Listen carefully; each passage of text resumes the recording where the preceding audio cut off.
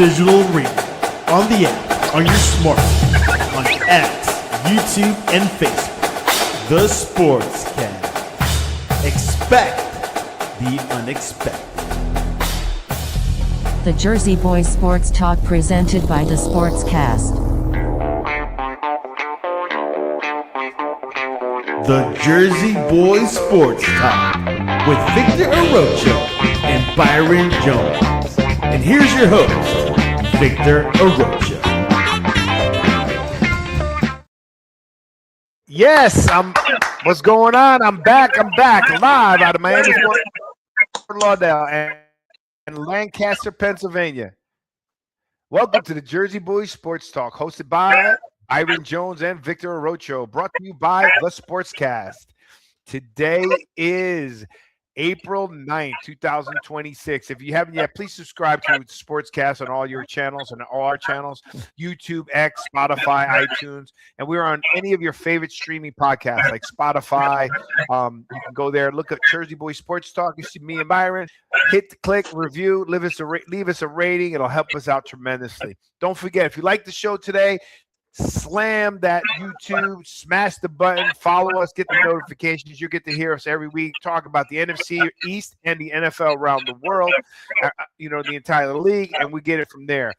Mr. Byron Jones, how are you? And I am back for at least a little while. I'm not traveling as much as I was. How you doing? I'm doing wonderful. How are you? I am better right now. Doing good. I'm glad I'm back on the show. Kind of missed the show, but man, my travel's been crazy. Been fun. I was in Costa Rica. I was in another country. I'm going to Cancun next week. So I'm out, but there's a couple of shows I'm going. I'm going to Nashville, Salt Lake City, Cancun. Oh man, it's conference season. So that's what's happening there. And I was supposed to be at a networking event tonight, but I couldn't be able to make it. Everything's good. I saw your kids with the flag football. Yeah, we just started. We lost one, won one, and now all the games we're full steam ahead with the 12U. Well, all the teams. How's the weather? Getting better? You kind of sort of, man. Some days 30, then it 70, then it goes 80. The other day when it was 30, I went to turn around and look, all the kids left. It was gone.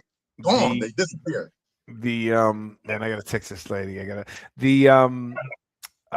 The hotel down the street from me usually gives us a break from our building, and the prices are astronomical. I go, what's going on? She goes, oh, when it's cold season, the prices go up. I go, cold? It's April.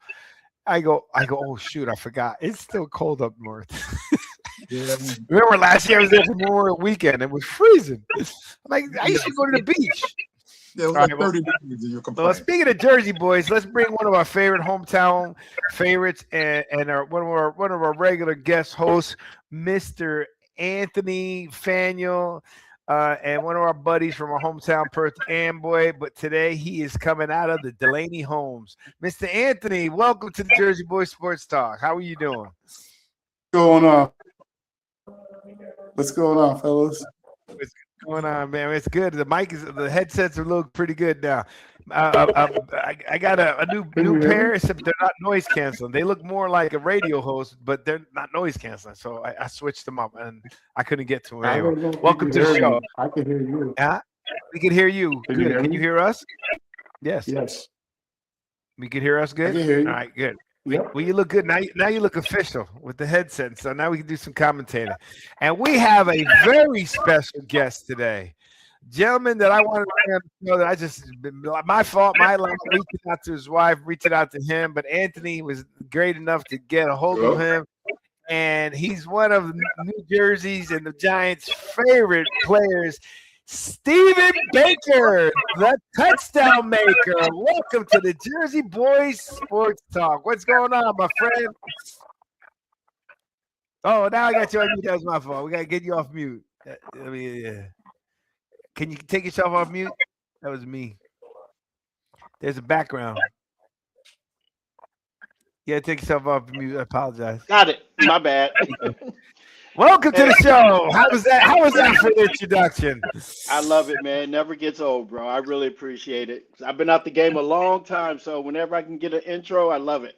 Well, you will always have an intro on this show. Number one.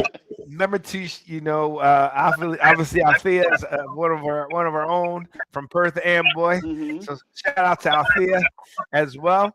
So welcome to the show. I've been dying to have you on this show. Just I do apologize for the follow up, but the Giants haven't really been much to talk about till now.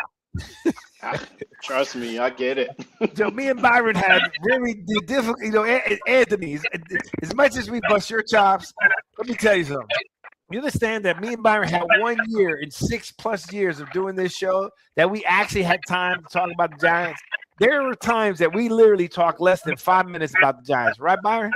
Yep, absolutely. We was bypass it. Technically, I can't hear you guys. that we've had a tough time too. That's one shit. It's been rough. Now we're very excited. So let's get this bad boy going. How's the weather up there in Jersey? Actually, I'm close to Philly, but still in Jersey. I'm by Cherry Hill, so it was pretty nice today. A little windy. So I went out and did my little nerd stuff. You can't see it behind me, but I fly remote control helicopters. So I went and test flew one today because it was so nice out. Oh, that's awesome. All right, well, you gotta get into the drones. And then how's North Carolina? What's going on? North Carolina's nice today, 75 degrees. Oh, Nice. really? Oh, awesome. Florida's nice. I'm in Florida. I don't know if you remember, Steven. It's nice. And if you're by Philly, you got the same weather as Byron. All right, Exactly. well, let's get into some of the news here. All right, let's go. Dexter Lawrence requests trade seeking $30 million or more. Oh, Byron, we like Dexter. What's happening there? Why would he want to trade now? Everyone's coming to the Giants. I don't have go ahead and pay the guy. He's been there, for a minute, even though he's getting paid now. But just give him the money. I'm in my glory right now. Just go ahead, the Tisch family and the Mara family. Just go ahead, just give him money. So we, the defensive line and have to look for, somebody else to replace him. Pay him. Steven, Mr. Baker, how you feel about that? Hey, man, me and my boy Otis Anderson talked about this the other day, man. Bye, Felicia. Based on his performances last year, we got a new coach coming in who's not going to tolerate that. To be honest, and I hate to downgrade the kid, but he was out of shape. Wasn't he only coming in on certain downs and he looked swole up and everything? I'm like, if you're going to request that type of money, man, you got to show me something. Get in shape and get back to where you used to be. That's how we older players look at stuff, man. Because he didn't really do anything to me to warrant this type of money. So they too nice to these kids. Bye, Felicia. Yeah. Well, yeah. But it's crazy. What do you think about that, Mr. Delaney? Like I said, he's like Baker said, he got to get back in shape to get that money, man, to get that bag. You got to be in shape, man. They ain't gonna pay you. Harbaugh not going to tolerate that. No. So I think he needs to, get himself in shape and take this, serious, because I think he's going to be traded. That's just me. I think he's well, we can get for two things. Let's look at it. Let's go around. I'm going to answer my piece. From my perspective, he is a player, though. I mean, when he's there, he does play, right? Yeah, but when was the last time? Hold on, he did pretty good last year. It wasn't bad. Like he helped out last year. Him and Burns did well, right? The thing is, he was out of shape. He has the ability to play better. And I think what Steven was saying, and correct me if I'm wrong, Steven, I don't want to put words in your mouth. Yeah. He's saying, look, you want this money, no problem, but get in shape for the money. So there's a big difference between get in shape for the money than there is you're not worth it, even if you're in shape. Right? You know what I mean? You could have a D-back that's in shape, but if he can't cover Steven, he ain't worth the money.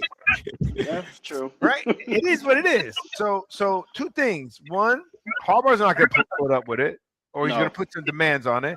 And number two, I don't want to lose him because we're already building the mold, and he's been there for a bit. Right? He's pretty dumb unless he's going to go to a team that's got a legitimate shot. The Giants, the NFC East is open right now. Right. So my bottom line is I'm with Byron pay him, but with the conditions of what Harbaugh is going to put him under. So I'm not going to tell Harbaugh to do because everything he's been doing, I like. That's my feeling. We don't want to lose him. We're already adding some more guys to the team. but he has to be in shape and he needs to play. The guy I want to trade, but here's the other side of it. If we do trade Dexter, Harbaugh's going to get something for him, not like we've done with these other past players. I agree. Yeah, right. He's definitely gonna get something for him. We're either gonna get picks or we're gonna get another player. I think we're already getting another DT. If I'm not mistaken, I think we picked up another DT. So, they got to be worried. I would be worried if I was Giant players because he's not going to mess around, right? No, you're right. And that's what Otis Anderson was talking about. He was like that Harbaugh's not going to put up with this staying out for third downs. I don't know if that was the team keeping him out, but he was not in certain plays when we needed him to shine. You know what I'm saying? In certain games. And I'm like, why is that? And then you want to ask for this bag right here? Come on. And let me tell you something. Third down is most critical. We lose him. We lost you for a second there, Mr. Steven.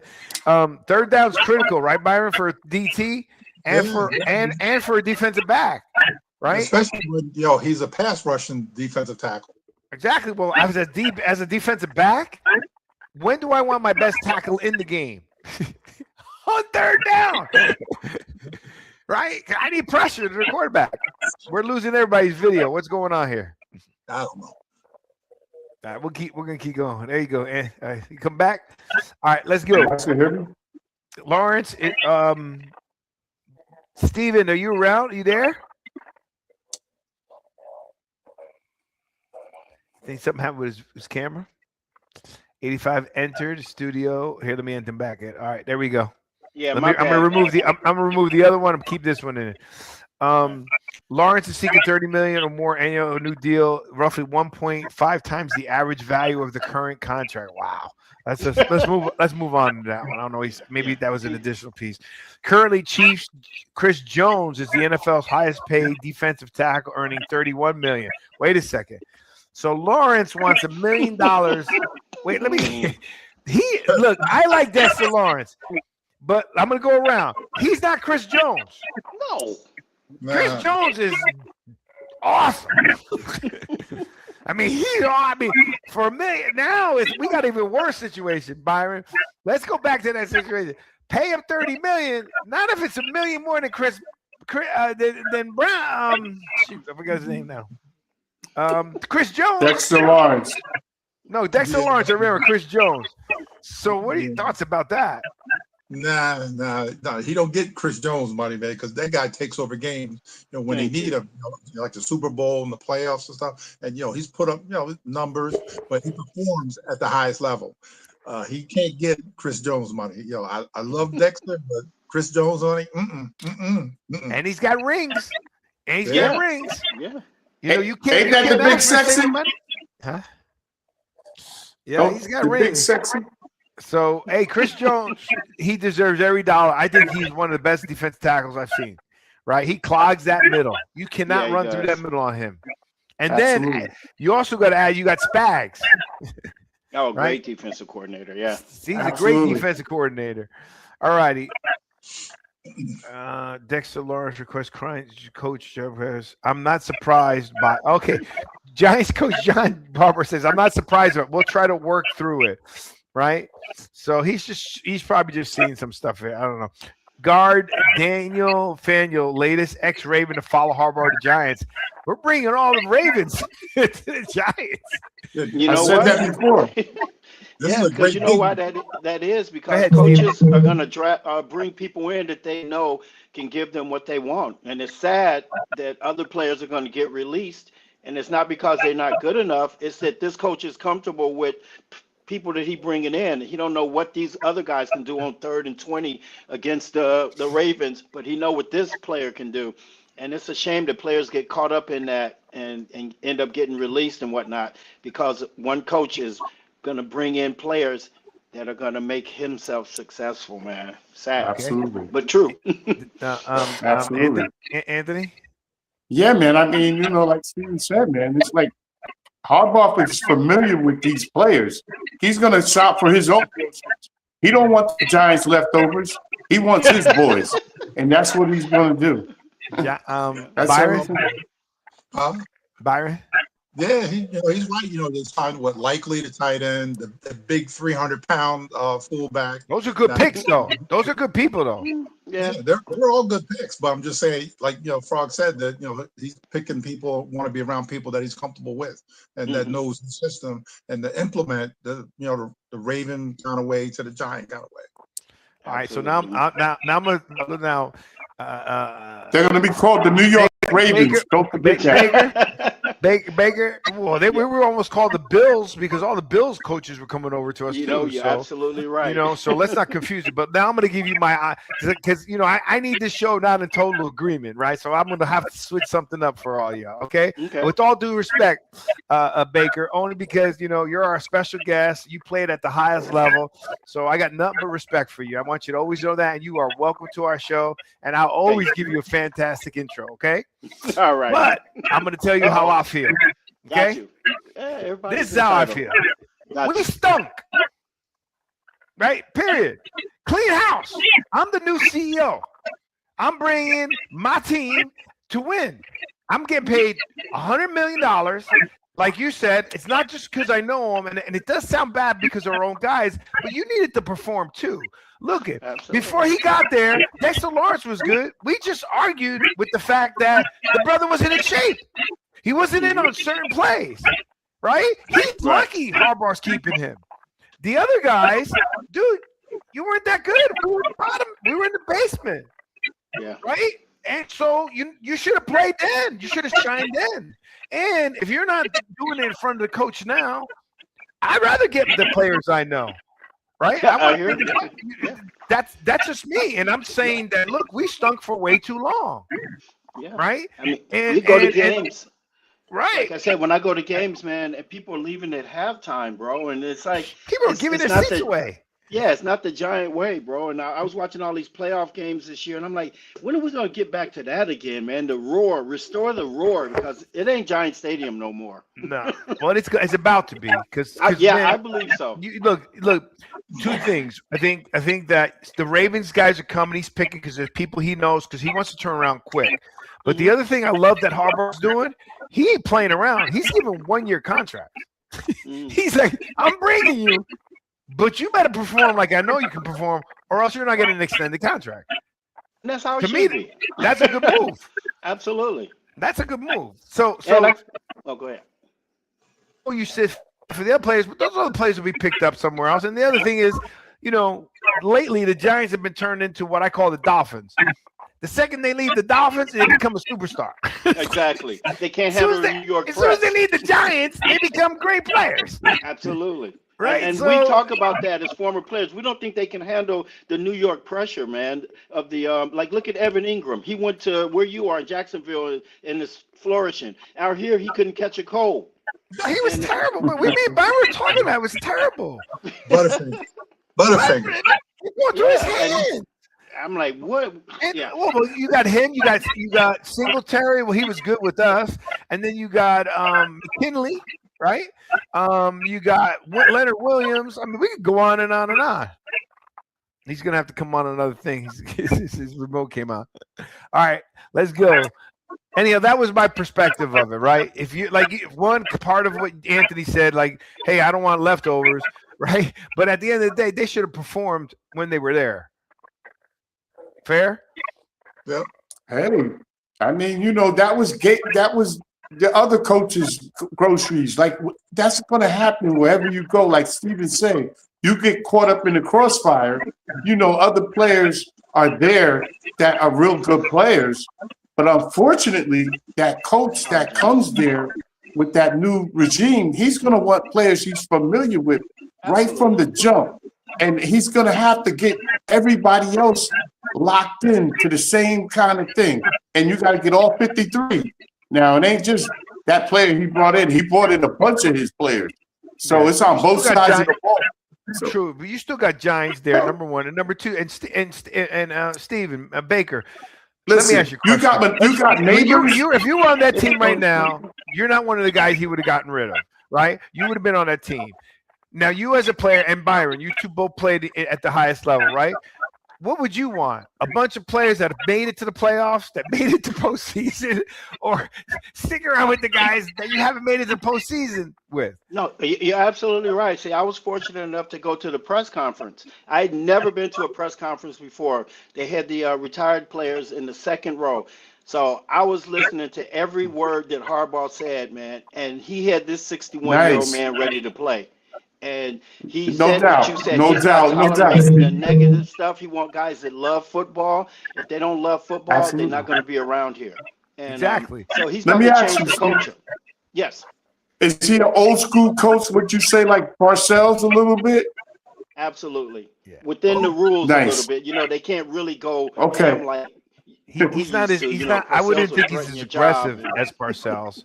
No, I you think- can't even do but that anymore. I would like to elaborate on the rules a little bit with you with Parcells. But he's old. He's Go old ahead. school. He's I love pure it. football. He's old school, pure football. We gonna say Like, that for myself.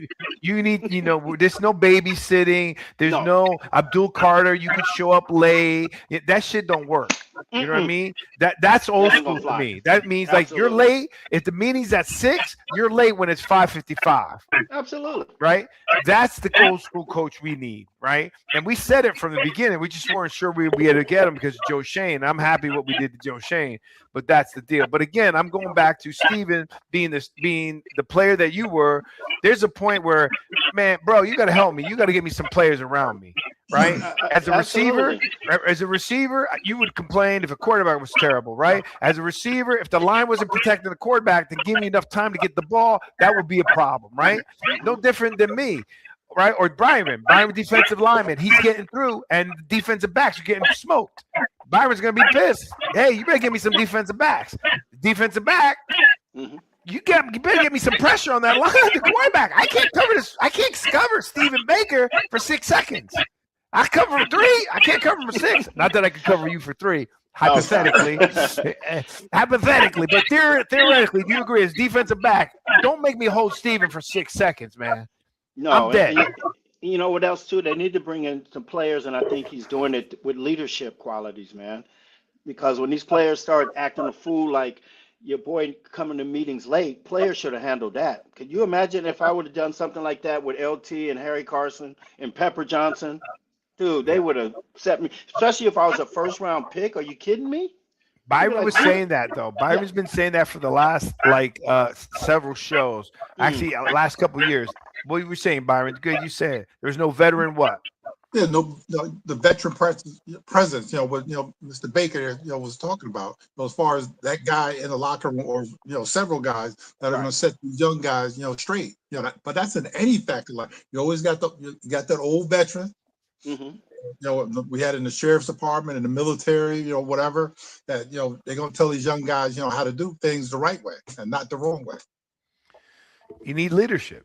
And hold Right, them accountable, man. you need leaders. That's one thing Saquon was. He was a good locker room guy, right? Absolutely. My buddy Pella McDaniels, God rest his soul, was a great locker room guy. If you want to talk basketball, Udonis Haslem for the Heat. They kept him that long because he was the soul of the team, right? Mm-hmm. He put guys in check when he needed to put them in check. Man, he went after Jimmy Butler. Okay, That's a leader. Shit. Exactly. So look at this. You want to talk about, but look what Harbaugh's bringing to us, though. Mm-hmm. 6'8", 375-pound lineman. You can say all you want about the guys, but we ain't got a guy that's 6'8", 370. That line is gonna be huge. As long as he got some dog in it, man. Like Parcells always said, we're in the damn rule book here that say you got to be the nice guys.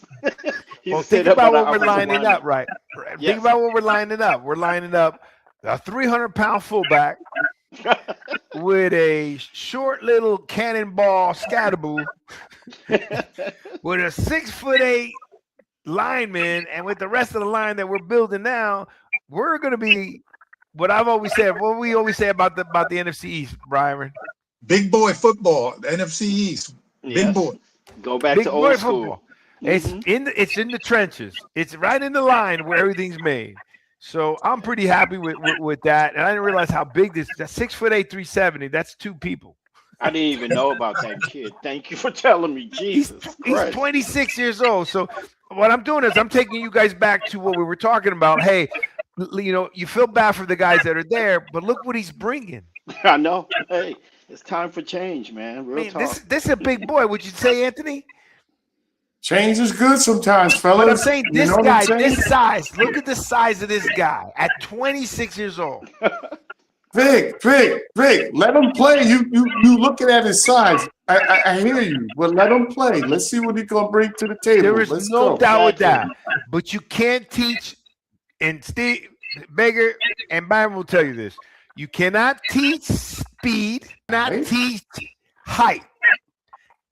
Can't teach those two. No. I know. Right. Look at Victor Wembanyama, right? Victor. Nobody can stop him in the NBA. Nobody. Until he got hurt.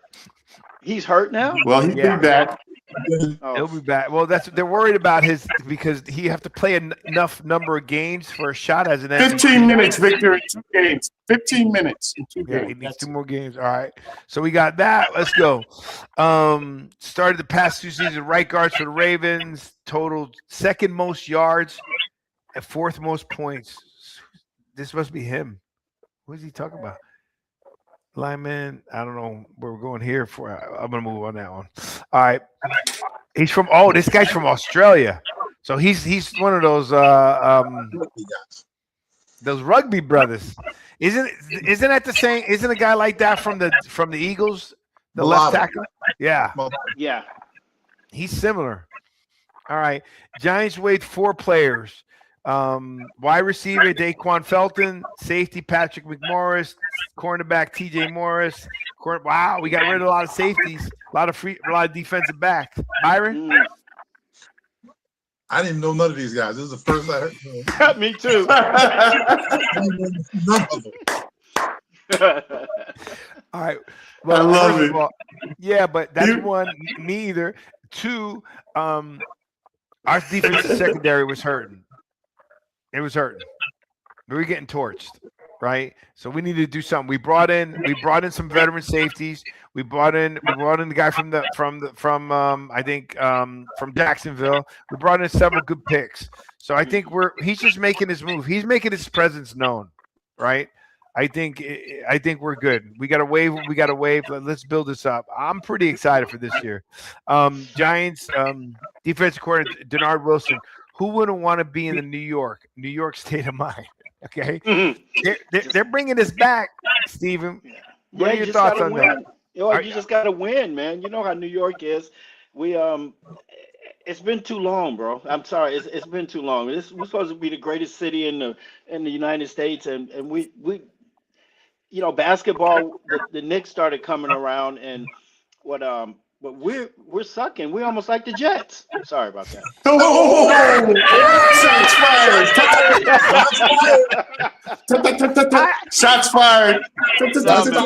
It is so hard. I love my buddies that are Jeff. I love them. But it's very hard to be on the Giants show without taking a shot. And you brought Steven. I'm just telling you, it's in our nature.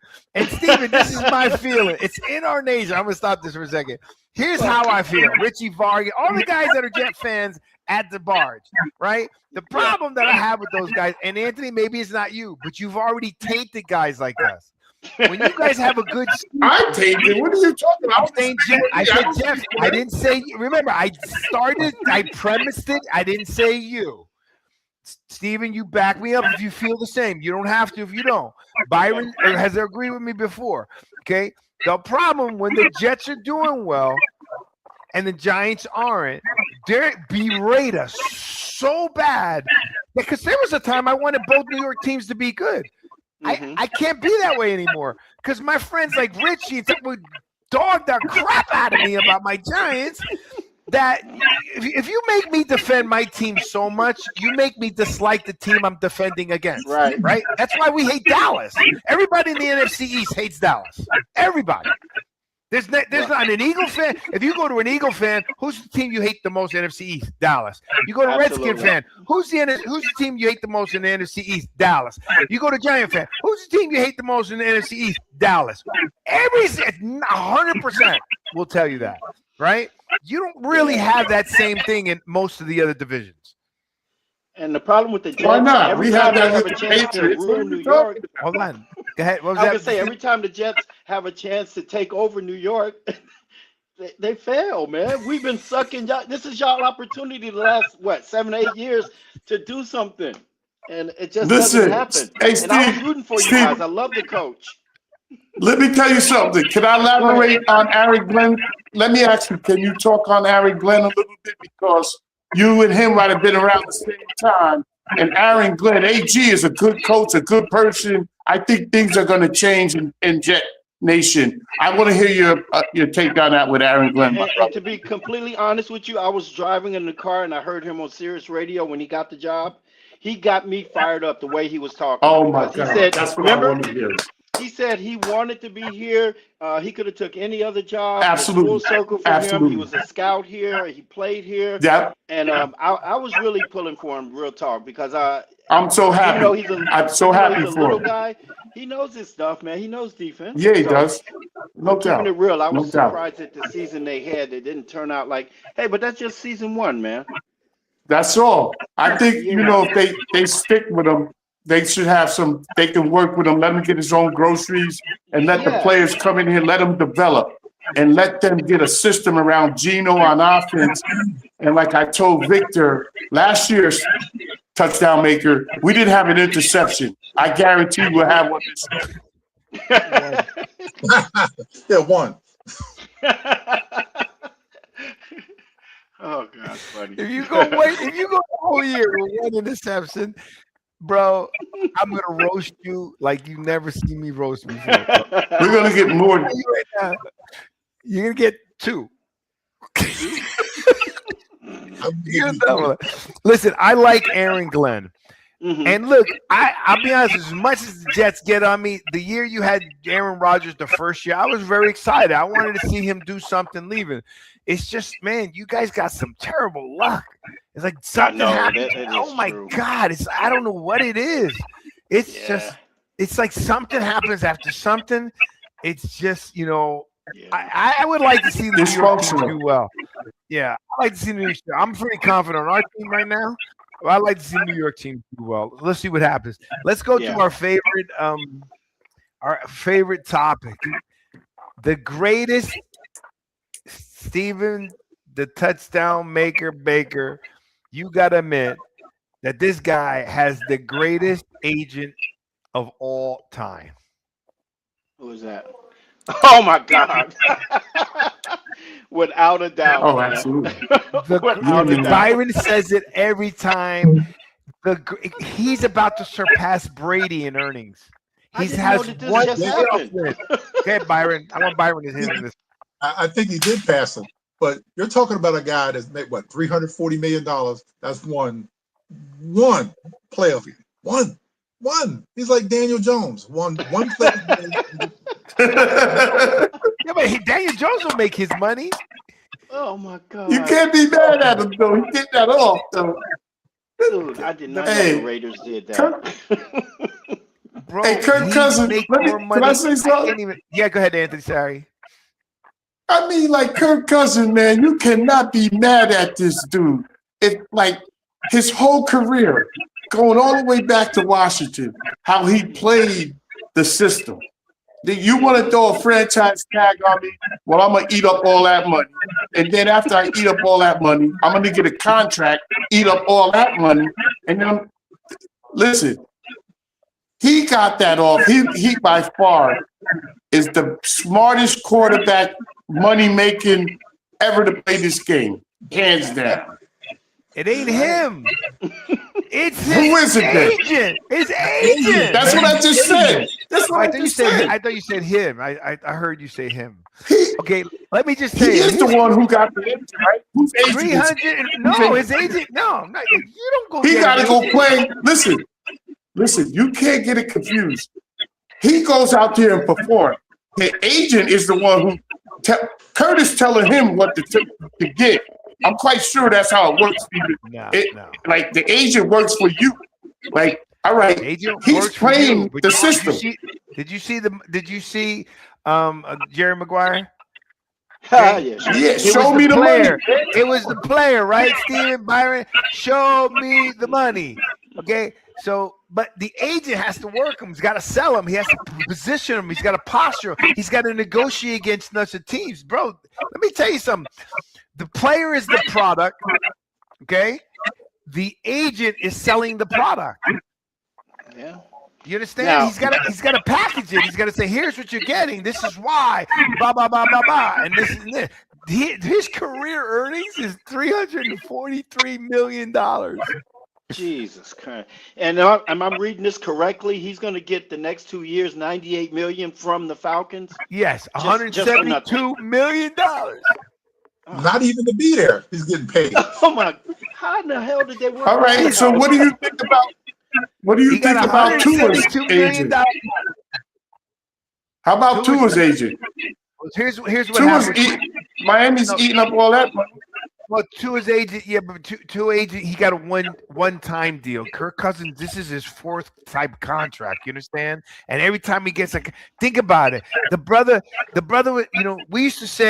we always say this, that the best position in football was the backup quarterback back in the day, because you were getting paid quarterback backup money, which was always in the millions, where the other guys were getting less than $1 million, right? Okay, and you were holding a notepad, okay. But it was like million. It's a lot of money to the average guy, right? But at the end of the day, it's still a lot of money, right? Kirk Cousins was getting paid $40 million to hold the clipboard. Atlanta didn't know what they were doing. You can make a lot of Dude, money. $40 man. million. Okay, They drafted a quarterback. and this is the logic that Brady and the agent, these guys are thinking. They're gonna let the first round quarterback from Indiana. They're trying to do Green Bay Packer thing, because the Raiders are probably worse than the team we're talking about. Raiders are just a terrible organization right now. Okay, so what they're gonna do is they're gonna let Kirk Cousins, mentor this young kid, right? And they're trying to do Green Bay. Which is what they're trying to do. They're saying, hey, I'm going to bring him in, let him start, let him take his time, and then let this kid develop into the NFL quarterback, and let's put some weight on him. The kid's tall, but he's also really thin. So I think that's what they're doing. But man, he's getting $98 million for the next 2 years. Like, dude, I don't get it. I don't either, man. I don't even know how the agent even pull that off.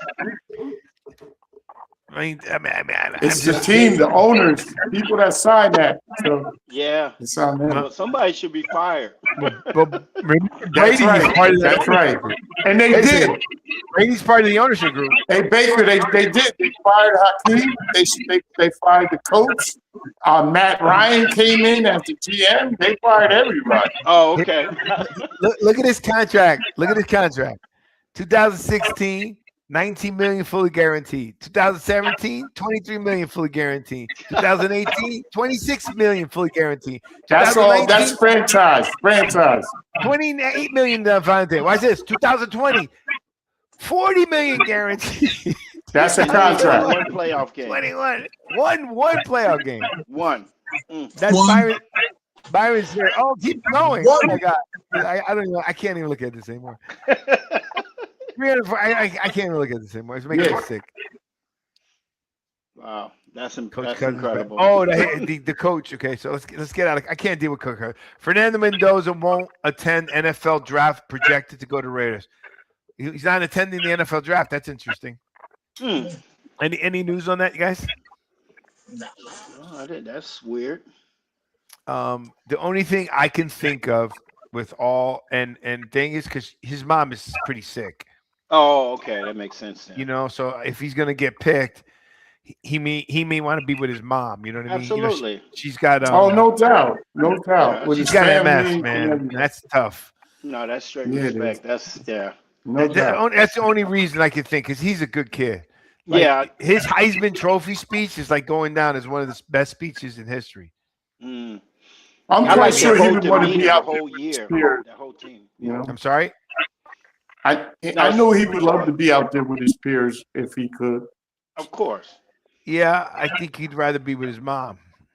Yeah, no doubt. That's number one. But I'm just saying, if he couldn't And that's the situation. Everybody would understand that. Like Absolutely. any human being with a compassionate heart would understand, I'm staying here with my mother and my family to enjoy my #1 pick. And Right. it'll go down in history. That's all. Hold on, I got some comments. I'm coming in here. Big Blue. Victor. Big Blue. How about those Wolverines? Oh, we're about to talk about that now. What's up, fellas? What's up, Big Blue? Wolverines. Big Blue is one of our guests, our regular hosts as well. He's a big giant fan. Baker. He has a different giant hat every game. Every time he comes on our team. Every time he's got different ones. Super, super nice. Victor, Yes, sir. we need to get to the good stuff, man, because it's killing me right now. What do you want to get to? Yeah, get him, Bobby. The 1990 Super Bowl, man, the wide right, man. I got to Let's go. get to it. Let's go. Yeah, Bring it up. 14 I'm yards gonna shut this off. from Hostetler. Let's go. Hey, Let's go. Let's get it. You're right, Byron. I apologize. Take over. Now it's you, Byron. I'm just going to the banners. You gotta go. Let's talk to. I'll get to it. Let's hear some Baker touchdown. We Baker. did that later on. When hey, can I say something? sure. Byron, hold on. Yeah. Byron, let me just say this because Victor's here. Just for the record, Vic, when we did it last week, we put all that stuff on behind. We got to the main star, and we wanted to celebrate the main star right from the jump, and then we did those giant topics later on. But since Steven's here now, Byron got some things, and I got some things I want to talk about, like right now. We're about to if you stop talking. All right, then let's go. I mean, Byron said it best, so that's okay. But first of all, one, and you're right, and we'll do that next time. But two, this is why we had the pregame show. You could have said me then. No, we're good. When I do the pregame show, I do the pregame show is to set the pace of the show.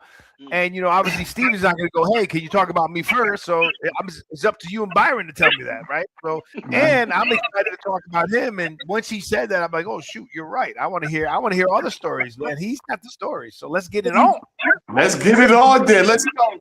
Let's go, Byron. You hit the first question, Byron. Let's go, Byron. Once you guys go question, we're gonna go question for question. Leave me alone. Let's go, Byron.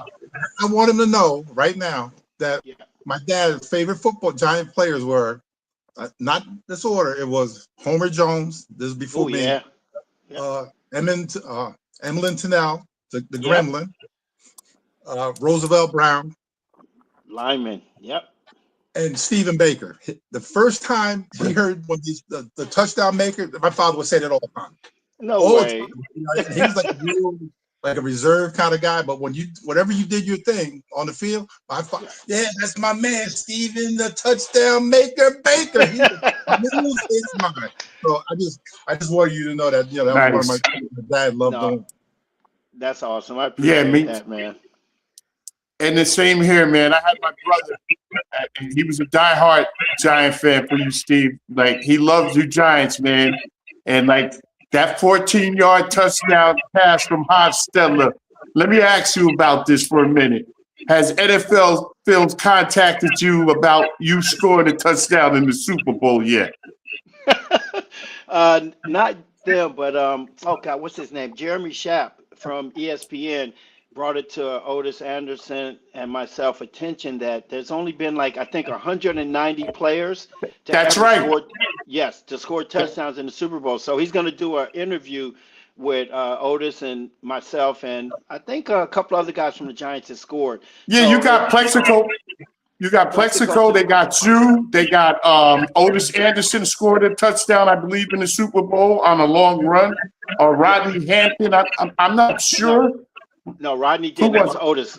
Oh, it was Otis. Okay. Yeah. So, and then I think Shockey, the other number 80 scored on a bounce, a touchdown for the Giants. Phil McConkey. They had a list of you guys that scored, and I was wondering. I wanted to ask you, have they contacted you to answer the question, brother? Yeah, Thank you so much. No, I got the call. I thought it was a joke. I'm like, what's Jeremy man. calling me? But I got the chance to speak to him, and I was honored to hear that it's only been 190, man. I thought it would have been like thousands. All right, listen. Let me ask you this then. Let me ask you this, because if you've seen it, James Harrison of the Pittsburgh Steelers says his touchdown is number 1. Let me ask you something. What would you rate yours? Well, I'm just gonna say it like That's this. hard to ask a guy his own. No, thing, come on. man. It's 193. I am arguably the smallest player to score a touchdown in the Super Bowl. Absolutely. 5'8".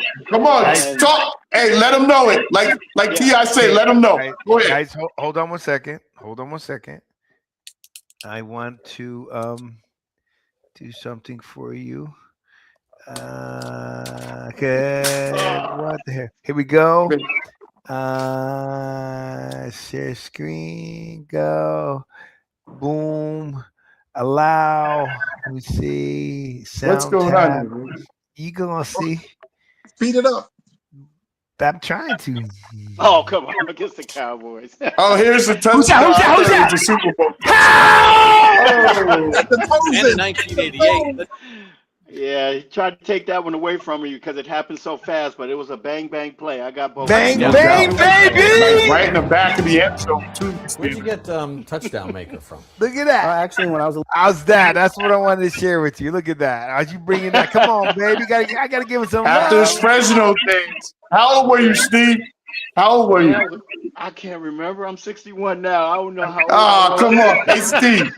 Hey, let me ask you about LA a little bit, bro. Talk to me, man. Tell me Well, about hold your on. I get a upbringing up. question here. I'm the host. I want to get my Oh, question. oh. Forget about that. Stick with the Giants. Stick with Giants right now. That is part of Okay. it.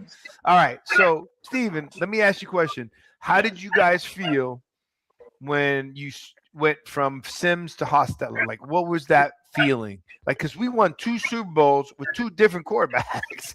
I mean, and Hostetler played that year.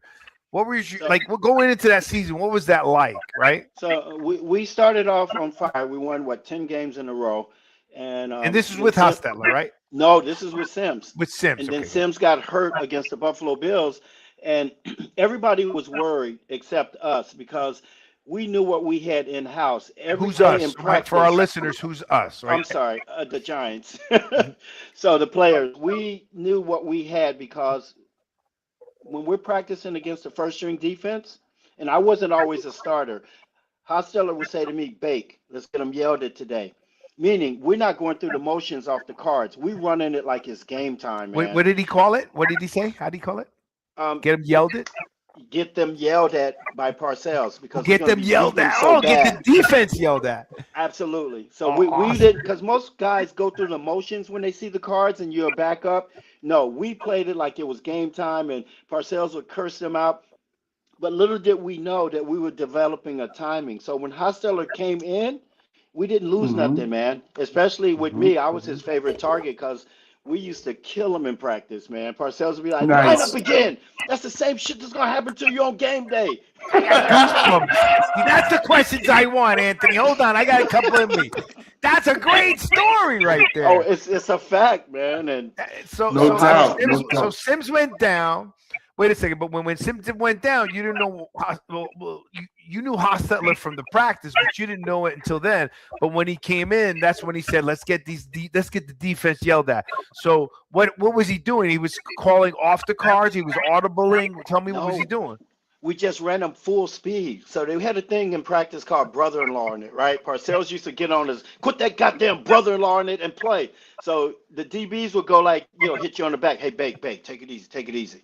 But we was not trying to hear that, man. We ran full speed. It made them better. It made us better with the timing. And Hostetler would say, go make a play for me, unlike Sims. If I was even with somebody, Sims is not going to throw it. Hostetler would say, go make a play for me, because he knew I had a second gear and would go get it for him or knock it down. But interesting. And so we didn't lose much, man. A lot of people were worried, but we weren't, man. I'm telling you. Can he I could scramble. How was Sims in the year that you won? Before he got injured, he was on fire, man. No. Wait, When you won the Super Bowl with him. Yeah. No, I just wanted to get one more with Sims. That's all. I wanted to get the comparison of quarterbacks. Well, Hostetler won the Super Bowl. But Phil Sims won the first one.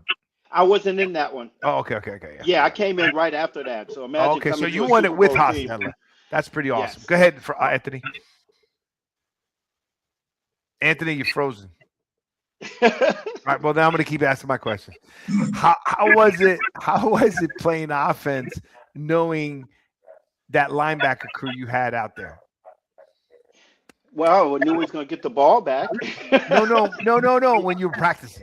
Oh my God, yeah, Yo. we're always told to keep everybody up in practice, so we didn't really bang heads until in the summertime. We did a little bit, and I went across the middle one time, and all it took was Harry Carson to give me a shove like that, man, and I went flying about 10 yards, and I knew not to go anywhere near the the linebackers because I was only 158 pounds, man, but I didn't realize they were that strong, man. They just give you a shove and you go flying 10 yards off your route. We had talked about the other day about Ocho Cinco, right? He went there. Oh, when he hit Ray Lewis. When he hit Ray Lewis. And Ray Lewis just walked through. Ray goes, "What you doing?" Yeah. Just went right through. Anthony, big blue came in. All right, this big blue, but we lost. Yeah. We lost one Anthony, and we got a new one. What's going on, guys? What's up? Hey, Big Blue, I want you to meet Stephen Baker, the touchdown maker, man. He's Baker, how you doing tonight? Good, man. I like your banner back there. Love the hat. Thank you. Jersey boy. Welcome to the team. So he's just all right for Anthony. He's back. So we got now, but Anthony and Anthony. So Anthony, you had a question before you left. I'm gonna let you go. What's going on? I just popped on you guys. I don't know what you're talking about. No, I remember you were when asking a asked question, then you about froze. California, remember? You was Yeah. asking me about Oh, LA. yeah. You know, See, Steve. I don't forget. Okay. I wanted to ask you about home and your upbringing Is it my there on the west side. You feel me? And then I wanted to ask you. Oh, he's breaking up. Guys, is it me or him? Did you? It's him. No, Dude, I think you're asking me about my upbringing in Los Angeles. Yes. Yeah. So, if I being honest, let me just show you something real quick. Who's RVP? What's up, Amboy peeps? Who's RVPA? So, I grew up in Los Angeles, of course, and I went to a school called Hamilton High School, right? And there was the Oilers. Yeah, no, this is Warren doubt. Moon. He went to my high school before me. Oh, And, Wow. Oh, nice. he was somebody that I Byron, looked up don't you to got something about this high school too? as a kid. And you know, you always want to know who made it to the pros out of your high school, and it was him and Rod Martin who played Absolutely. for the Raiders. They were the only two, so they were my inspiration growing up. When I was in high school, I said I want to make it to the pros. Little did I know, being 5'8", 158 pounds, I believed it was going to No happen. doubt. I really did. I really did. what was your Did you run track or play any sports besides high Sure school? did. Besides I ran track, man. I was already quick, but I said, you know what? I want to be faster, so I ran track. I did gymnastics. I did, and I played soccer. No doubt. No Awesome. doubt. Gives you- Steve. That's what I All was to be talking a Soccer gives better you the football foot, player. the mind foot, gives you the mind and the foot piece. And Big Ant, you have a question for Steven? No, I was not concerned, but I wanted to always ask one of you guys from that team, Phil McConkey, was he that crazy of a guy in the locker room as he appeared to be on the field? No, you know what? McConkey, you know, he used to fly helicopters in the Navy. Yeah, the Navy. He used to fly to Chinook. So he would be the only one that would be staying awake in the meetings. Everybody else, you know, after your first 2 years, you know everything. There's nothing new they can really throw at you. And we knew how to wake up when the lights came on. But McConkey, because of his training, he was always up front with Tom Coughlin and never fell asleep. And I will tell you this, nobody in the history of the game could catch punts like him. We would be in enemy territory, i.e. the Redskins. He put one ball in one hand, put another one in another hand. Sean Landeta would punt to him. He'd throw one ball up, catch the punt, and catch the ball that he threw up. And he was just incredible. And, of course, when I got on the team, I was like, this little rah-rah dude. What is it? No, I learned so much from McConkey, man, and I still talk to him to this day. That's cool. Nice. Yeah, let me tell you. And you know what's funny? You talk about catching punts. That was the argument we had in one of the playoffs when that guy, like, you know, I used to be a punt returner, right? Mm-hmm. And to me, your number one job was to catch the ball. Absolutely. Like that, you get yards if you're Devin Hester. You want to catch the ball and run. Don't get me wrong. Mhm. But if you're not a Devin Hester, your number one job is to catch the ball, and if you can get a couple yards, that's it. But catch the damn ball. Yeah. When that guy fell down and still tried to catch the ball, I know. For me, my instinct, and I wasn't as good as those guys. I would have just rolled over. I wouldn't have know. touched the ball. Why would you try to catch the ball without your feet underneath you? I know. You know, if you're a receiver, that's different. It's not a fumble. But if you're a punt returner, it's a fumble. Yeah. Yeah. And you You want to know, know so- something else you guys should look at that you guys probably already saw it. I didn't really pick up on it until this year. Whenever they kick off a football, look at how shiny that ball is, right? They don't prep the kickoff balls, right? No Diddy. The balls that they play with are all brown and worn in. Pay attention next time. You can go look at old highlights. Look how shiny that ball is on kickoff, man. And that's why in the punts, that's why these kids are fumbling the ball. I'm like, whoa, look at that. And then when they bring in the regular play balls that they've been prepping all week, they're all brown and like worn in. So yeah, but catching the it's ball tough is in the catching the punt ball to returner. me, right? Yeah, it's tough when it's shiny though, man. That ball is slippery as hell. Yeah, but you can say that. You can say that in the rain. You can say that's what you You're practice right. You're for. right. Look. I appreciate you giving them. I love punt returns. Don't get me wrong, because you got to be a little crazy, right? Because you got a lot of guys running at you full speed, and it's not like There's never been would any of you on this panel agree? There's never really been like the greatest punt return unit. It's the punt returner, right? You'll have four or five good blocks, but you may not have it's like they don't all block. Well, I got news for you. Ingram and myself, we were the 12th man for Meggett at home games. This is why he made it to the Pro Bowl. Mm-hmm.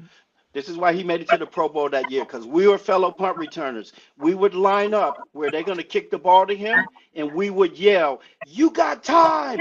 You got time!" And when he heard that, he knew he didn't have to concentrate on anything but the ball. Now, if we didn't say anything, that was up to his discretion. But if he heard us say, "You got time," as a punt returner, that is valuable, man. You ain't got to. Shit.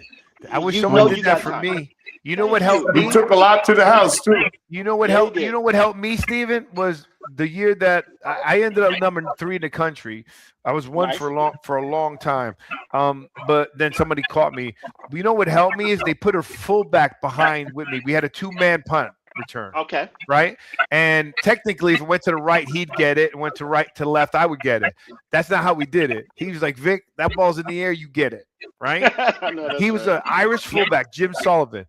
But that brother, he would hit anybody. And if you gave me 3 yards, I was gone. I averaged 18 a carry. Okay? Nice.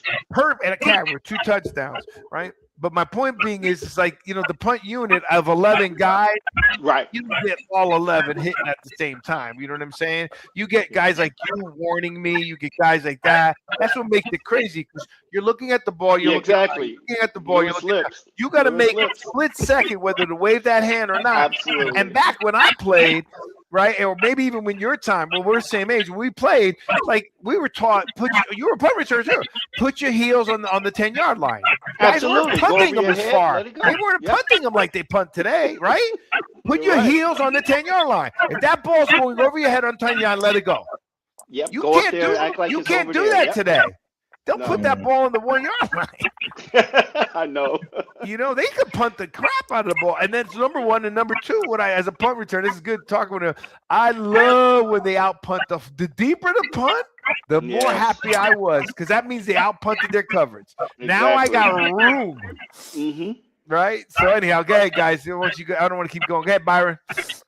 I want to hear Mr. Baker's journey. Well, you told us, you already said you went to like Hamilton High, and then I guess you went to a community college, Los Angeles as well? Yeah, West LA Junior College. Warren Moon actually went there for 1 year before he transferred, and also the great O.J. Simpson went to there for 1 year, and then he transferred to USC.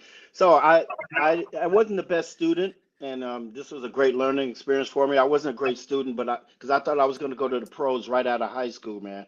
At 5'8", 148 pounds, I'm thinking I'm going to the pros. So I didn't. My studies really sucked. So UCLA and USC came to my school, wanting to give me a scholarship. They took one look at my GPA, 1.96, and said nope. So I had to wipe egg off my face and go to West LA Junior College. First year there, I dislocate my shoulder. Comes out, they got to put a screw in it. And it came out 3 times prior to that, and they put a screw in it. Next year comes around. Following that year when I was injured, I went to the library and just started studying my behind off and got my GPA up to a 3.0, right?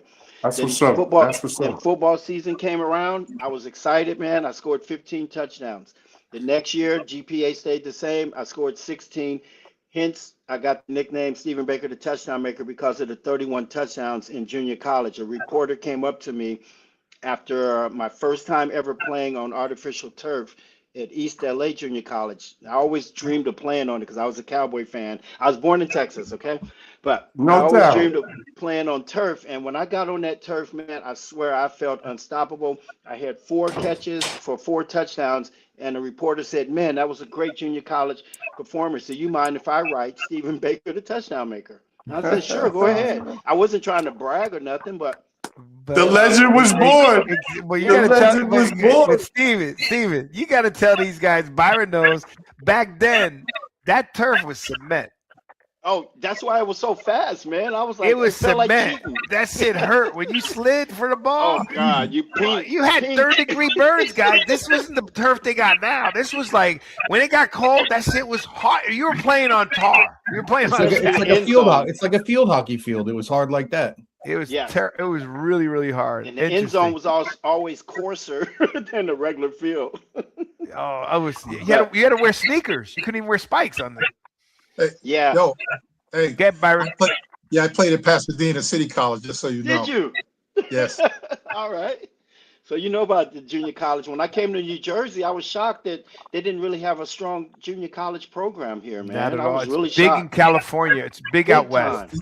It's Yeah. big. It was big. We had a bunch Yeah, high of school football is big in California. What are you kidding me? Well, from the west over, from Texas over, it's big. Yeah. Remember, a lot of those Texas teams, there's schools that tell you they keep their kids back in grammar school a year. Oh, really? Yeah, there's a lot of Texas teams because what happens is, Stephen, when I played high school, I played my senior year at 17, turning 18, right? Mm-hmm. But when I turned 18, my body changed, right? Yeah. So in Texas, they were holding back, right? So when they were playing their senior year in football, they were 18, turning 19 the following year. Oh, shit. And once you start the season and you're 18, you're eligible to play. Now, those guys couldn't play any other sports if they turned, like, for example, for me, I would have been able to play football at 18 my senior Right. year, but I turned 19 in January. That means I couldn't play baseball or basketball for the rest of the year. I was out. Whoa, Got it? that's crazy. Yeah. Okay, but then you got guys that are like born in March or April. They're pretty much playing all sports at 18, going my on God. 19 that year. You understand what I mean? But your Grown up body man. at 18 to 19 changes dramatically. Mm-hmm. Like by my time my senior year, I'm running track. One of the football coaches, what happened to you? Why did you look like that when you played with me just this last season? Right? That's So awesome. that's what they do. And then out west, there's a lot of junior colleges, and that helped a lot of players. Oh, a Right. lot, man. Well, JUCO, isn't yeah, I there love there's it. an HBO movie on that, right? Oh, I watched a all show? of those on Netflix, man. They were great. Brought back Yeah, those so are all many JUCO. memories. Yeah, JUCO Yeah. schools. It brought Yeah, back so Byron. many memories. Yeah, because when I went out there, the year I went out, we had like 17 guys from New Jersey went out to Pasadena at the same time. And Is that for, right? Yeah, for a minute, that was like the pipeline from Jersey, Pasadena, Jersey, Pasadena. We had a lot of guys from Jersey that showed up with out there. Did y'all win the championship? Yes. Nice. Was that the potato something? Or, Yeah, El Cam- stupid potatoes. Blood I'm or something. serious. It was something crazy, man. El Camino used to always kick butt with. Hey, but football's football, man. I'm And then sorry. the coach I played for was Harvey Hyde. That ended up going to UNLV. No, Mhm. no. Now, but Yeah. hey, you want me to throw some salt in the wound for Mr. Jones, Baker? Ask him what his record was, and at Tulsa, and ask him what bowl they went to. Oh man, you're killing me with that. Ask him. He'll answer you. Whatever, man. We went 10-1, my junior year, Nice. and we went to the Tidy Bowl nowhere. And the reason I say that, we got guys going 6-5 to a bowl. Like there's a I bowl know, for man. everybody. It's so crazy now. It's like, And I don't say that out of disrespect for Byron. I'm saying that out of respect for Byron. You just threw him under the bus. What are you No, I didn't. I didn't. I was arguing the fact that there's guys made 6 and Rutgers made it to a bowl game. Sorry, Richie. it's all about Rutgers. money, Well, man. Rutgers. No offense to Rutgers, but at 6-5 making a bowl game, and you got Tulsa 10-1, doesn't go home no any bowl. It's ridiculous. They got to get rid of those bowl games. They're waste. It's all about money, man. They had a Jimmy Kimmel Bowl. You know that, right? They really did in LA. Oh my God! Well, I already say that not to bust his chops, but we always Yeah, laugh my at feelings that. are hurt now. Thanks, man. Nah, that's not true, Byron. You know I love you. We only do that because we're in shock at these teams going to any type of bowl game. You know what I mean? That's true. And it's just ridiculous, right? I like the playoff game the way it is now, right? I think now it's bringing the best 12 Oh, games. yeah, They don't need to yeah. extend it anymore. Wait, hey, Victor. Yeah. Yeah, I got one more question, man. Yeah. And then when the Buffalo Bills lined up for that field goal, what was going through your head? Oh, wow. You know, I scored a touchdown, of course, right before the half. I was thinking, like, man, that touchdown ain't going to mean jack. You know what? If he makes this kick. So I lined up where he was, and I was going to look at it, and I just couldn't, man. So I turned my back to it, and I said, I'm just going to watch the crowd's reaction. And when I saw my teammate jump up, when I looked to the side, his hips were as high as my helmet, and I knew that he missed it. And I just ran on the field. So I didn't see the replay until later. But, man, that was a scary moment because, you know, I wouldn't have my trophy and my ring today if he makes that kick. And I actually thought he was going to make it because it looked so close. And this is what you dream of. I always said if my touchdown was to win the game, I'm making that catch still, even though it was right before the half with 10 seconds. If that was to win the game, bro, there's no way I'm dropping that ball. So he must have had some doubt. He must have had some doubt in his mind. And if you look at the game in its entirety, he missed every kick that he made was a little bit off center to the left, right? Every kick that he did in that game was a little off center. Otis and Anderson and I watched it. So when he had to make it for money, that had to be in the back of his mind. Oh, God, I got to pull it a little bit right.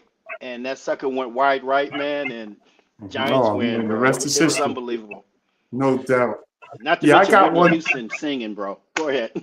Yeah, you know what? That's a good one. But let me ask you, tell me your best Lawrence Taylor story, Steve. Like something real good. PG. No, I don't really have a LT was. I just remember when I scored my first touchdown against the New Orleans Saints, right? So that was my first touchdown. Now I'm one of the guys. We're at a hotel, and everybody's talking about they want to go to what's that club? Was it called Chicago's? I think it was Chicago's in New Jersey.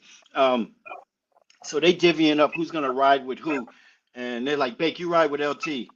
And I'm like, you know, I'm a rookie. I'm like, oh, God, that's cool. I'm about to ride with the legend. I get in the car with LT, man.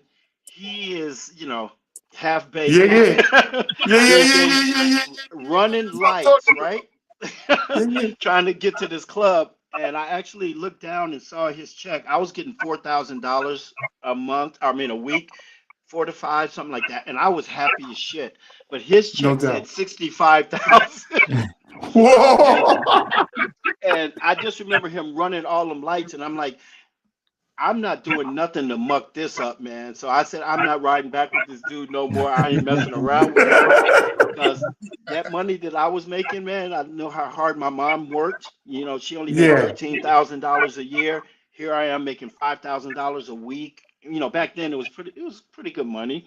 Yeah. No doubt. No For doubt. somebody straight out of college. So that's as close as I got to LT. Now though, he's our best friend, man. We No always doubt. Otis Anderson and we always see each other and we always put our hands in to see who's the darkest, and LT always wins. And I always tell him, I said, "You so dark, when I close my eyes, I can still see you."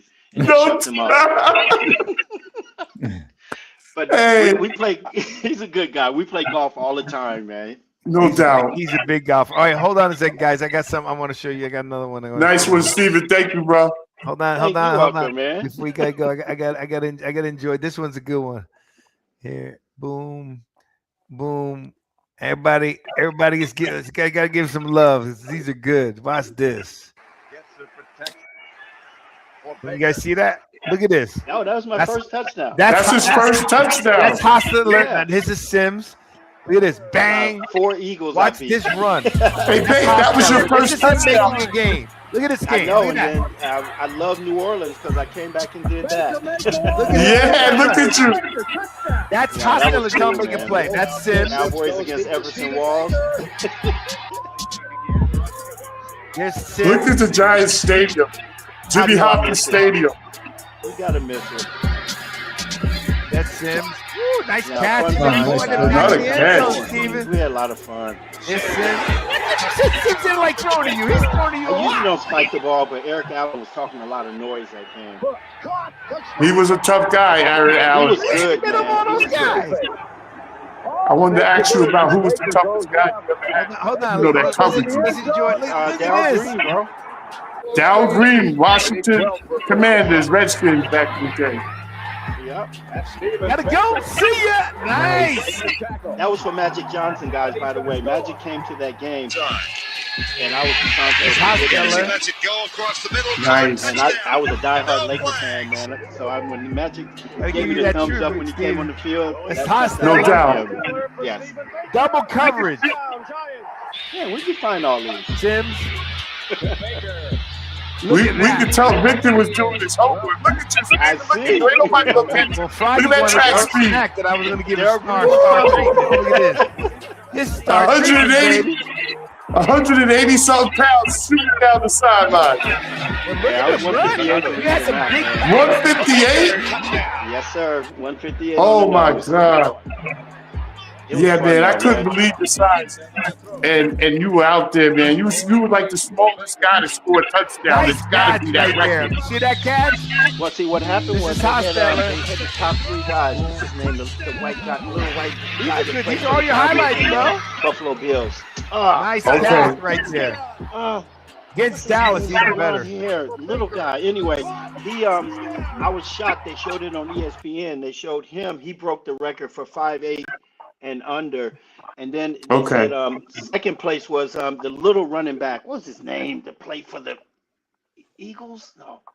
Anyway, he was a little running back. Anyway, and they were like, Giant fans may remember this guy at 21, and it was me, man. So I was in the top 3 little guys that scored over 20 plus touchdowns. Hold on, Steven. That's good enough for me, Steve. Did I do you right with that clip, Steven? Yeah, that's why I wasn't bragging when I said that I was the littlest guy to score in the Super Bowl, because no other 5'8" guy scored a touchdown. But did I do No you right doubt. with that clip? Yeah. That clip Can't was hear good. you. That clip was good. It had You guys hear me? Hostetler. Yeah. The clip I just did for you. You saw I it? can't hear you. Oh. You can't hear me? Can you hear me now? Guys, can you hear me? I can hear Can you you. hear him? I hear you, no. Vic. Yeah, all right.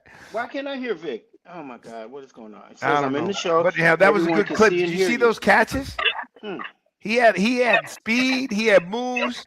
You were getting you. Sims No, was Vic, throwing I'm to you not in muted. double coverage. Can you hear me now? Anyhow, I don't want to Stephen touch Baker, you. that was awesome. Those are some awesome clips. I just wanted to Wow. make sure I gave you some love. Can you hear me? Big Ant, can you hear me?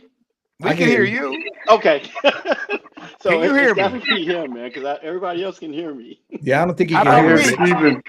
You I know hear what? you, Since Vic. You're loud and clear. ever since Vic put in that highlight is when I lost him. How about now? Yeah. So something to do with that highlight reel you put up. Can you hear me, Froggy? I can hear you, Vic. Byron? Oh, you can hear him? I don't know why I can't hear. I hear everybody else but Vic. Man, that's terrible. Anyways, let him know. Apologize, Well, translate for me, Froggy. Tell him I'm trying to read your lips. Did I do him right by that clip? He wants to know if he did you right on that clip, touchdown maker. You tell him I was truly inspired, man. That brings back so many memories. He said he was fully inspired and it brought back some I can memories. hear him. He can't hear him. Okay. You can only translate one way. And then tell him that in some of that clips, Sims was thrown to him in double coverage. So it wasn't like a touchdown maker. He was saying Sims was dropping you some dimes in the videos. What's up? Yeah, man. Like I said, they brought me in here for big plays. I wasn't always a starter, but Parcells always told me just be ready, and I always was, man. My boy, that's a Turner. You sure was. Would always get injured, and whenever he got injured, I would fill in and finish up the season injury-free. Season come around again, and I'm like, okay, I should get the nod to start, but it didn't happen. And I didn't bitch and moan, like I told you earlier. We just busted our butt in dummy offense to let them know, look, we can play. And it made it fun, man. Got to be ready. Let me ask you about Parcells, man. Just going to work for him, man. That year, the time that you were there, man. Elaborate on him a little bit as a coach, man. Okay, so he's a hard-nosed coach. If you can imagine this, like we lost like 4 games in a row, and he called a team meeting, called everybody in there and said, look, management's starting to come down on my ass. If I get fired, you can best believe I'm taking some of you son of a bitches with me. That sounds like Parcells. Stay gangster. That is a true story. And at me personally, talking about punts, when I used to catch punts, and I would drop some in practice, he would come up to me, and I'll never forget this. I was a rookie dropping them. He's like, look, Baker, window or aisle? And I'm like, Coach? He's like, window or aisle? You keep dropping them damn punts, you're going to be on the first plane out of here. So window or aisle? And the last one, I'd never played in 32, 0 weather, man. I'm from Los Angeles. No doubt. So it was freezing. 10 below or whatever, we outside practicing. I dropped everything in practice, man, from 1-on-1s, 7-on-7s, and team. They tried to end it with a deep comeback to me, and it went right off my fingertips. He called everybody up, said what he had to say, and I'm walking back to the locker room. Baker, come here. Yeah, Coach? I don't even know why we fucking drafted you. True story. Pissed me off though. The next day I came out there, boy. I just started body catching everything and show him that I wanted it. But can you hear me now, Steven, or no? Yes, I can hear you now. That's a story, Steven. I love it, bro. Back then, true. You're huge. You look like you had some big pads. Oh, at first I did, man. When I was a rookie, then I found some in the corner. I was like, "Can I get those?" And they're actually in the stadium. If you go to the Legacy Lounge in the stadium, you'll see my shoulder pads in there next to my helmet. They look like Pop Warner pads. But when I first the pads got are in there, better because when we played, they had sizes, but they were all huge. Big, yeah. I didn't know no better. I was just happy to be on the team. No, man, defensive backs and receivers, we don't like heavy. Like the bigger they are, the worse they are. I got rid of them things quick. That's why in some of those pictures, even though you say you're 158, your shoulder pads are like this big, man. Trust me, I didn't know any better. I was just happy to be here. And then when I found out, I'm like, wait a minute, I want those. No doubt. It's hard to catch the ball with your hands over here when the pads are too big. Thank you. You know what I mean? You can't cross your hands over you because you're right. I mean, I don't know. You know you're better right. than I do. No, but they taught me triangle high. Absolutely. And then pinky to pinky low. Mm-hmm. Triangle high, pinky to pinky low. And if you got big ass pads, you all like this. Oh, it's hard. You can't put your hands over your head. That was awesome. Well, Steven, we'd like once the season starts, we would love for you to come back on our show. Let's talk about it. Please, let's do it, man. One of the other things we want to hope you enjoyed the time. We're always going to make sure you shine as you always do. And the one thing I wanted the reason why I wanted to talk to you on the show one time, we're about ending now, is we'll talk next time about how these receivers, being Byron always talked about, like, these receivers get paid. And then I told Byron, what's going to happen? Once the receiver get paid, the defensive back's got to get paid because, it's got to even out. They're not going to get paid as much, but you're not going to tell me I'm going to cover Stephen Baker for $38 million and you're paying me 10. I can't believe this money, man. Bro, they're getting paid crazy money, man. It's just, It's almost like you pay 5 years, 5 to 6, 7 years in the league, and you got generational wealth. You're absolutely right. Like, that's it. What would LT be making today? They couldn't afford it. He'd be making more than Dexter Lawrence wants. Facts. No doubt. You tell LT, his boys told him that from Florida, because he lives like 40 minutes away from me out west. He lives in Grand Palms. Yeah. Yeah, I used to live out there. That's why I used to see him on the course. I ran into him in the gym. But yeah, he'd be making a lot of those guys would. Okay, I'm gonna leave you with this. Okay, and let's start ending the show. So they asked Lawrence Taylor. I want to get your opinion because you played during that time. And they asked Lawrence Taylor who he thought was the GOAT, particularly in his quarterback, and excluded himself because to me he's the best football. We had an argument the other day about who the greatest football player was, but and he felt that Joe Montana is the GOAT. And his reasoning behind that, I want to get yours because you played during that time. His reasoning is like, look, Brady is great. I'm not taking anything away from him. I go, but Brady's got 6, 7 Super Bowl rings, right? 7 Super Bowl rings. Joe's got 4. I go, he's got 7, and technically Joe would have had 5 if Steve Young didn't run him out of town, right?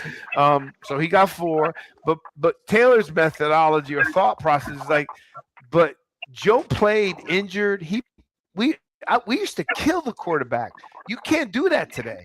Like they got the and I love Brady. I still think Brady's one of the best. Don't get me wrong. But I love Joe Montana, even though we hated him when we played as Giants, right? But Lawrence Taylor's argument was that this guy was that good in an era where that it was a defensive league. You were able to rough the quarterback. You were able to hit the quarterback. There was no in the grasp. There was no he goes, so imagine winning 4 in that era with guys coming after him like me. What are your thoughts? No, exactly. And I actually watching Joe play the 4 times I saw him play. They call him Joe Cool for a reason, man. That man throws a pretty freaking ball. I mean, it's always right on the line. And to answer your question about the hits, he could play 40 years now with the rules they have now. Brady could not play with Lawrence Taylor back in the day. Well, Lawrence wasn't really a dirty hitter. If you look at any of Lawrence's tackles, he brings the quarterback down nice. He never put his helmet in the small of their back, like Dick Buckus and all them guys when they were intentionally trying to take quarterbacks out. But they actually had targets on their back in our day, and we see some of the stuff now. You hit them in the helmet, just brush them, and they call a penalty. Are you kidding me, man? No. What about the defensive tackles that are so big they can't stop their momentum and they land on the quarterback and it's roughing the passer? And they try. That's what. And they get fined if they don't rush. Yeah. That's the only thing I wanted to hear somebody from that era because I think that's a valid point. I still think Brady's great. Yes, me too. But and you're right. Everything I see Lawrence Taylor was just so strong that when he grabbed you, you throw you like a rag ball. You know what I mean? Like, but he had Carl Banks, you had Harry Carson, you had to be country boy. That's what them country boys do. Yeah. So Carolina. I always wanted to ask you that. We'll have some more. Well, again, we want to say thank you, Stephen Baker, the touchdown maker. We got some more highlights. We'd love for you to come back, talk to some more football what's going on. Big Blue, thanks for joining on the show. Get some questions out there. And Anthony Delaney Holmes, thanks for bringing Stephen. And I heard you had Brian Taylor last week. I'd like to get him back. I'll have some questions for him.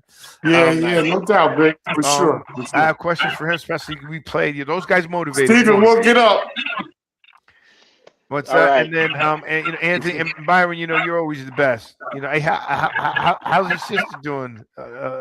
Benedict Sylvia. The what? Your sister. Which one? He just threw your sister under the bus. He called her Oh, that one, the Detroit Lions fan. Yeah, she's still a Detroit Lions fan. Yeah, she's a trainer. We're gonna make her walk the plank when I see her. She got yell at me because I called her Benedict Sylvia. That's not good. That's not good. Them fighting words. It's okay. You can like a team, but don't change your whole wardrobe. Ooh. Detroit Lions. All right. Well, gentlemen, God bless you. You guys have a good. This was a Big great Ant, show. it was good to see you, brother. Good to You see too, you. man. No, wait. Yeah, Let's end it. too. Let's give Jet some love. What's going on in the Jet Nation there for you and Richie? Hey, I can't listen. I'm gonna say this to you one more time, Vic. I can only speak for me. I don't speak for other Jet fans. Okay, I'm an avid lover of. That's what I'm asking you. Hey, like I said, tell me what's going we'll on. see. Who you picking up? Just give us news. That's all I'm looking for. Listen, long as we can draft and don't have to give up no picks, we can keep our first pick at number 2. Take David Bailey. I'm hoping they take David Bailey and don't take Reese. If they could take with that 16th pick and they could get another lineman, an offensive line maybe, and then with the 33rd pick, the first pick in the second round is very important because the Jets got the 33rd and the 44th pick in the second round. They could get a quarterback maybe. We'll see what happens. Like I said, I'm happy with the Jets, how they had an offseason. Our direction for AG, I see that they're going in the right direction. That's all I can say. They brought in some professional players into the building, and I'm happy with that. All right, well, sounds good. I want to give you some love there. Give you some. Steve, that's for you, my brother. You already know. All right, we got some professionals in the building. Yeah. I got you. All right, gentlemen, you have a great night. God bless you. God bless, Toffee, we guys. said hi, and welcome back. I love you, Byron, man. always send Love love you to the guys, Jones too. family. Big Blue, stay cool. Anthony, thank you for everything, and we will see you the same time next week. Don't forget to subscribe to all our channels.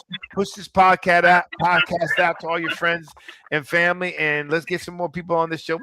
Look at that championship trophy, baby. That's what I'm talking about. All right, guys. We gotta get one in there. Peace. Peace out.